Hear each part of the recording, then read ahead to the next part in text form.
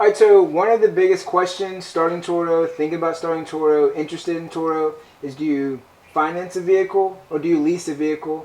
Or do you use your own personal vehicle that may be a spare or the only vehicle that you have? In this video, I'm going to cover some of the things that I experienced, that I thought about, and pretty much what I've been doing since September, in the last 7 months of being on Turo. So for a lot of you may have an additional vehicle, you're interested in starting Turo. First thing you got to think about is, do you have the time? Turo is not really a set it and leave it.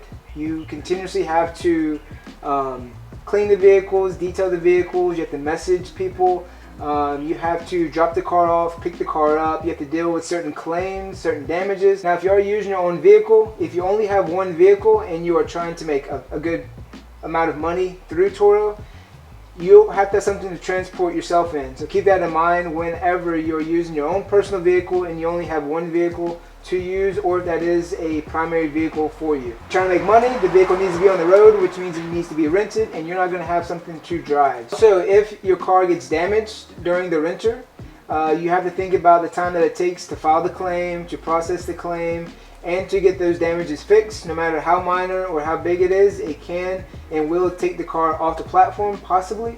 And so that's going to be money lost, and it's a vehicle that's down that either you're not able to drive or that needs to be in the shop. So back in April, the end of April, I purchased this right here, brand new with 9 miles. It is a Honda HR-V 2022. So when I purchased this, it had 9 miles on it. Before I went to the dealership, I was looking at certified used vehicles, I was looking at new vehicles, and I was also looking at either financing a vehicle or possibly seeing if I could do some type of leasing on the vehicle. So those are some things that keep in mind, and some options whenever you are looking for a vehicle to use on Turo. What I found out was the certified used vehicles, in comparison to a brand new vehicle, you're pretty much paying the same price. For me personally, I felt that I'm getting a better deal because I have a dealer. So for me personally, I felt like whenever I dealt with the dealer and buying it brand new, that I'm also getting the warranty that comes with the vehicle, the dealer's warranty, and just that peace of mind that I'm getting something that's new and it shouldn't have any issues. Whenever you're buying the certified used, just think about the mileage that's going to be on it. Compare the price to a new vehicle, whether it's the same vehicle or if it is something that's comparison. And then also keep in mind, if it's used, it probably may have some issues down the line or right after you purchase it. Peace of mind is the reason why I decided to go with a brand new vehicle, just like I did here. Also, whenever you are purchasing the vehicles, you gotta think that how many miles is somebody going to put on your vehicle. With Turo, you can charge by the mile once they have exceeded a certain amount, or you can do unlimited miles. So when you finance the vehicle, you're obviously taking all of the liability under your name, under your credit. Hopefully you have good credit, and you have to think about if you're going to finance or if you're going to purchase a vehicle outright. Do you have that money up front to go ahead and invest into a vehicle that's going to be put onto the platform? Whenever you are leasing a vehicle, obviously your monthly payments are going to be lower than if you finance the vehicle. And again, keep in mind, whenever you are leasing a vehicle, normally you have some type of limit that you can run the miles up. Once you pass that limit, it can get very expensive, and remember, you have to hold on to the car for X amount of years depending on that contract. So there are other fine details when it comes to leasing vehicles, but the reason why I picked to go ahead and finance this vehicle, you go ahead and pay it. The vehicle is yours, and depending on your state laws and your insurance rules and laws, keep those things in mind on if you're able to finance or if you're able to lease.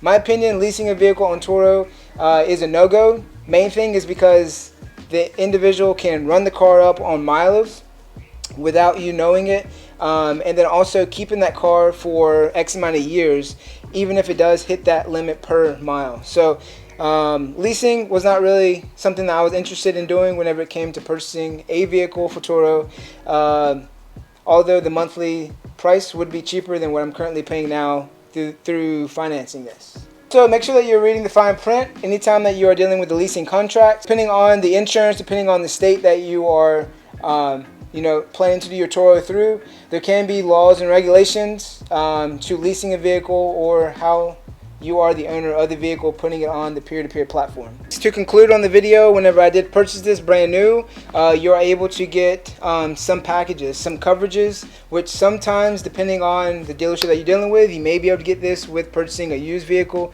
Right off the bat, when you purchase a new vehicle, you can technically, or you can normally get what's called gap insurance, which is what I did for this car.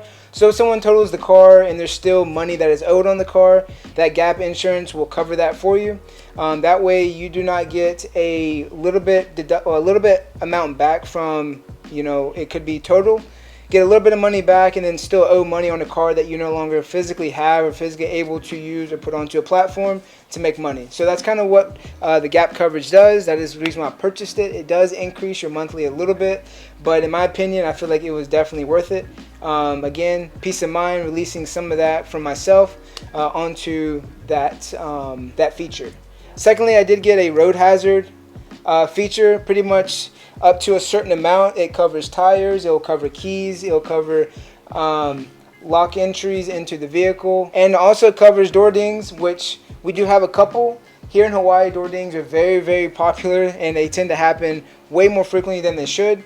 But all of that can be covered under that one feature. Again, it does increase the monthly price just a little bit, but it's better than paying $300 to fix a rim, to fix a tire, or a couple $100 to fix a door ding. So to conclude the video, these are things to think about if you're interested in starting Turo, or you're looking in your options as far as how to get a vehicle to put on the platform, or if you currently have a vehicle. If these help you out, make sure you leave this video a like. Make sure you subscribe to the channel so you can see other Turo videos that I come out with. Leave some comments down below on what you would like to have answered, or if you have any other questions about Turo. Again, these are just my opinions when it comes to financing or leasing a vehicle. Those are kind of the two that seem to be most popular when you're purchasing a vehicle for Turo. And financially, peace of mind, and just all around what I feel is the best option if you don't already have a second vehicle or a secondary vehicle to put on the platform, is to purchase the vehicle. Save up the money, find something that's good, whether that's a new vehicle, a used vehicle. Purchase something that is good, do your research on the platform. Yeah, leasing probably is not going to be the best way for Turo on the platform. So, hope you guys liked the video. Again, give it a like, subscribe to the channel, and I'll catch you in the next one.